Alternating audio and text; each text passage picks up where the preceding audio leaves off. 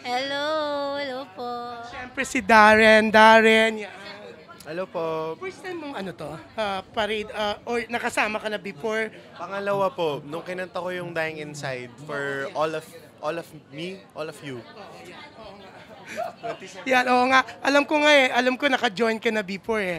Yan, ang daming events sa Christmas Day showing na maglilibot kayo sa mga sinihan, right, Cassie? Yes, starting December 25, 26. 25, 26. May 27 ba? Hindi ako sure. Basta buong Christmas. Ay, oo nga. Gusto ko din magsinihan sa 27. Why not?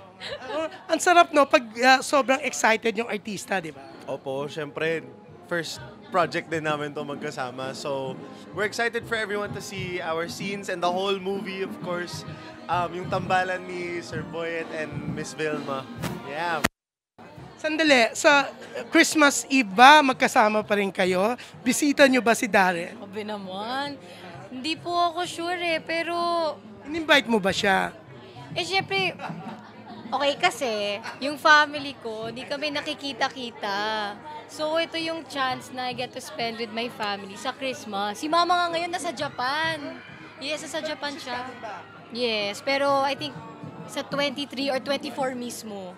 Naku, I miss pero ikaw, Darren, hindi kaya after sa inyo, dediretso ka kina Cassie? Di ko na rin po nakikita pamilya ko eh. Pagdating ko sa bahay, tulog na sila. Or paggising ko, nasa school na kapatid ko or what. So, sa 24 lang yung sa schedule ko as of now. Yan, na free day ko sa At 24. least Christmas Day, maglilibot kayo sa sinihan. Yeah, opo. Magkasama kami sa mismong araw ng Pasko. 25, 26, 27 ang bongga, di ba? Anyways, yun, invite your fans to watch When I Met You in Tokyo.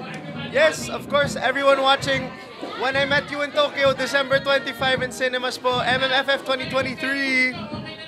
Yes, of course, everyone. Again, please watch When I Met You in Tokyo for a heartwarming, heartfelt film. If you want to fall in love, gusto yung maramdaman ng heartbreak, charot lang, please watch When I Met You in Tokyo, December 25. Thank you!